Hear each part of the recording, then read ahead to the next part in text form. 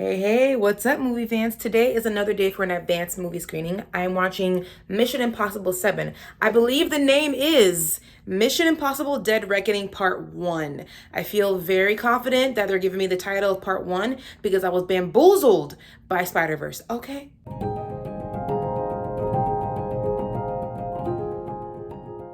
So come with me and let's see if I enjoy this movie. I am a Mission Impossible girly. My favorites are 4 and 5. I know a lot of people love Fallout, and maybe I need to revisit that and see, what there is to see there. But I love the fourth and I love the fifth. And those movies are just fun, action, clever spy movies. And I don't always gravitate towards that actually. I want to be more of a spy thriller girly. So let's go.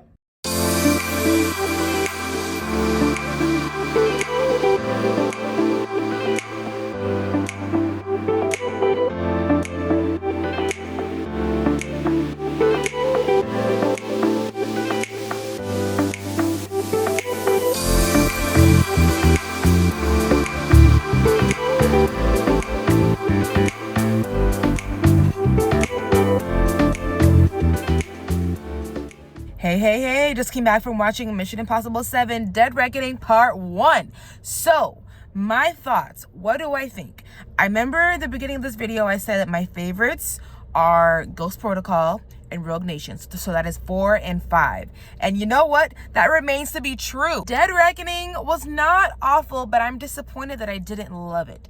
So, the story goes, this AI computer thing becomes self-aware and becomes very powered and begins hacking the systems all around the world, and all the governments are trying to know what is going on. There's this certain key that they think is the key to controlling this entity. They call this self-aware computer the entity, but they're really not sure. So the whole mission is to get these key together, because getting them together is going to unlock the big mystery of this entity, of what it actually does and whatnot. And because it is super powerful, all the governments are trying to get at it.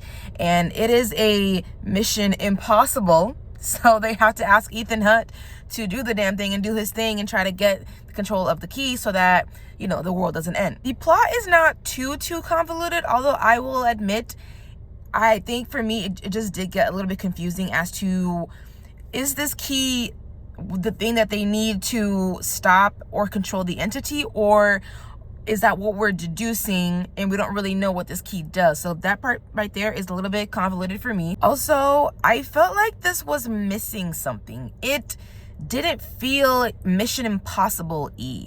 It did have the staples, like all of them have those masks that they need for the clever disguises, and of course there is the mission, but I don't know, I wanted some more twists and turns. I felt like a lot of things seemed very obvious. Things seemed like I could call it from a mile away. It just didn't feel smart enough for me. It wasn't giving me the Mission Impossible feels. I also thought that this kind of lacked some emotional depth. There are some certain relationships that occur in this film that they want you to feel sad and very kind of heartfelt about certain things, but I just didn't feel that because there just wasn't enough time to build those relationships for certain relationships. I'm trying not to spoil. So I just didn't feel the kind of grief or sadness that certain characters were feeling in this. The Haley Atwell character, I think she's very talented. She's obviously very capable, but her character lacked depth for me. There just wasn't enough information, I think, about her past. I think if there were certain scenes where we knew more about her, then I think her emotional touch points would have hit harder for me. I thought it was well shot. It was well acted. Tom Cruise is doing the most Tom Cruising that he's ever done in his life. Great action sequences. The action was good, but I would say the standout was the train scene. If you know, you'll know exactly what I'm talking about. That scene was lengthy and it lasted a long time, and it felt like I was watching them on like this crazy, dangerous roller coaster ride. I feel two ways about the Haley Atwell character, because in some ways they show her as this very capable and smart thief, but then she seems incapable in asking Ethan Hunt, like, what do I do? And it's just like, on the one hand, I always try to understand a certain point of view. I understand that she is very much this rookie who's coming in fresh to this MI team. But then again, like, she's so skilled and so smart, and she's this, you know, thief girl.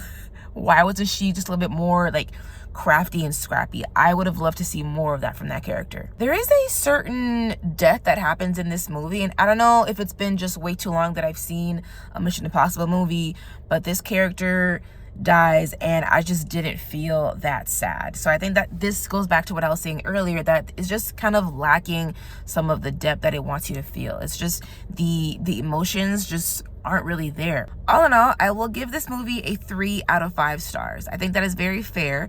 I was disappointed that I didn't love it. I don't think it was bad. It was not awful. I just did not love it, and I don't see myself watching this again. And if I had to recommend it for you to watch in a theater, I would say you could wait. You could wait till you could watch it at home, stream it at home. I know Tom Cruise will be very disappointed in me saying that, but I feel like he's done better Mission Impossible movies. So wait at home to watch this, and when you guys watch it, please let me know what you rated. I hope you enjoy coming to the movies with me. My next advanced screening is going to be for Oppenheimer. Super excited. Super excited. Chris Nolan fangirl right here. All right, guys, I'll catch you guys next time.